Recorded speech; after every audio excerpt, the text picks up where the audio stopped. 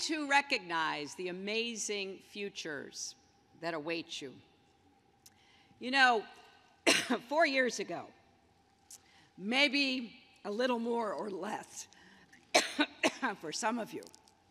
So, man, I've got to get a lozenge.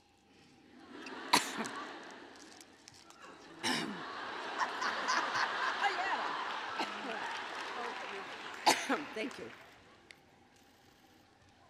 I told the trustees I was sitting with, after hearing Tala's speech, I didn't think I could get through it.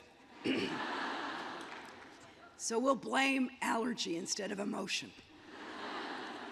But you know, you arrived at this campus.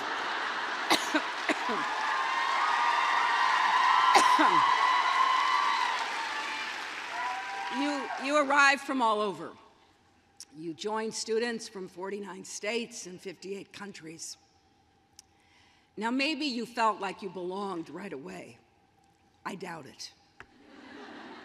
But maybe some of you did, and you've never wavered.